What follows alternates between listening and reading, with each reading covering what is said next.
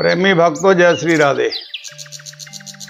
बहुत से भक्तगण अपने मन में ये विचार करते हैं कि भागवत हम कराएंगे। इतने के बाद में उनका मन जो है चाहता है, परंतु समस्या का हल नहीं होता है। बहुत बढ़िया सरल तरीका है, आपको हम हल करते हैं। आप भी भागवत करा सकते हैं। कैसे करा सकते हैं और भागवत कराने में किन किन बातों का विशेष ध्यान होना चाहिए? पहला है मुहूर्त छटवाना, दूसरा है स्थान के लिए नियुक्त करना, तीसरा है व्यास के लिए नियुक्त करना, चौथा है फिर उसमें जो है हमारे जो भी है भंडारे की व्यवस्था हम किस प्रकार करें। बस समझ लो, आप हो गई भागवत। अब ये भी है आपके सामर्थ्य के ऊपर, आपकी जितनी सामर्थ्य है, जितना बजट है, आप उतने में ही भागवत करा सकते हो। देखिए, पहले आप चले जाएं किसी भी व्यास से या किसी ज्योतिषी से, मुहूर्त पूछ ले, हम भागवत कराएंगे, हमारे लिए उसके लिए मुहूर्त बता दो। तो देवज्ञम तो समाहूय मुहूर्तम प्रयच्छयत्नतः विवाहे यादृशं वित्तम तादृशं परिकल्पयेत।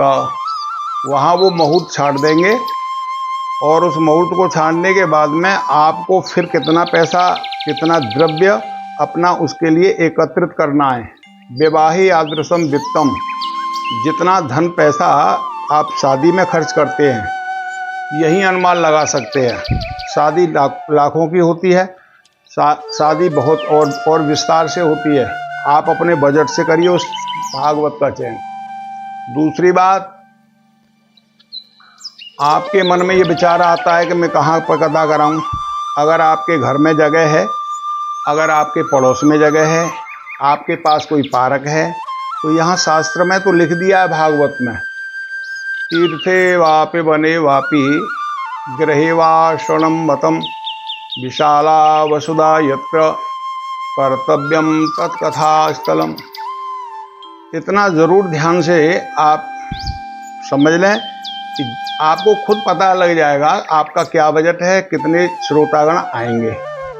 कथा के लिए तो आप घर में भी करा सकते हो, कहीं तीर्थ में भी करा सकते हो, मंदिर में भी करा सकते हो, पर जगह उसकी उसी हिसाब से होनी चाहिए जितना आपके श्रोताओं का आने का क्रम है। अब रही बात, आपको विचार करना है आज के समय में। एक समय पर जब हम भागवत करते थे 40 साल पहले से, तो हम देखते थे कि हमारे जैसे लोगों को ढूंढते लोग, भागवत कथा करानी है तो व्यास कहाँ से मिलेंगे, कैसे मिलेंगे। तो उसमें आपको बहुत विशेष ध्यान देना है, बहुत समझना है, बहुत समझदारी से। जैसे लड़का की नियुक्ति करते हैं, वरना की नियुक्ति करते हैं, बेटा बेटी के लिए जब वर ढूंढते हैं, अच्छा खानदान हो, अच्छा संपन्नता हो, लड़की सुखी रहे, इसी प्रकार व्यास को भी बहुत बड़ा सावधानी से नियुक्त करें। वो व्यास जो है लोभी न हो, धन का लोलुप न हो, भागवत के लिए उसने बेच न दिया हो, इतने रुपए लूंगा तब मैं भागवत करूंगा। यहाँ तो ये लिख दिया है, बहुत सावधान होकर के सुन लेना और इसका मनन भी करना। आज के समय में जब मैं देखता हूँ तो देखने के बाद में मन मेरा बड़ा विचलित हो जाता है।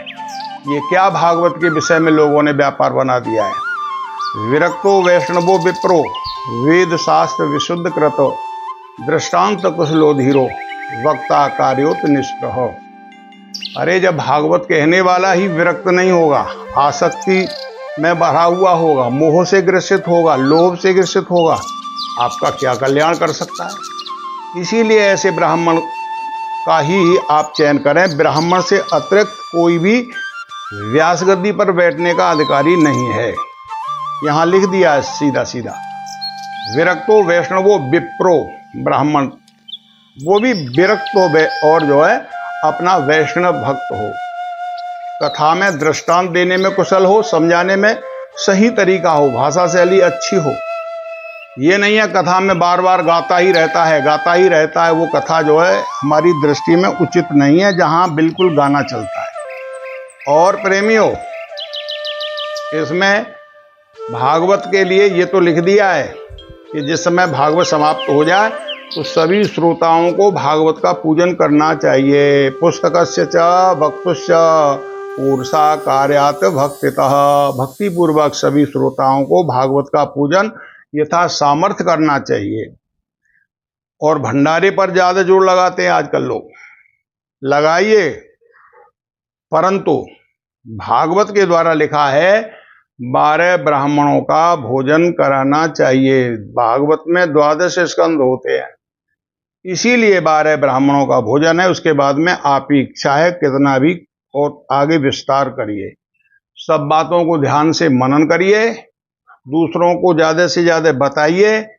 और एक हमने पहले रील बनाई है, वो हमारी 32 मिनट की थी, इसीलिए हमने इसको छोटे रूप में बनाया है कि उसको सभी सुन नहीं सकते हैं। आप श्रवण करिए, मनन करिए, और फिर भागवत कराने का सरल तरीका आपका ये प्राप्त हो जाता है। जय जय श्री राधे।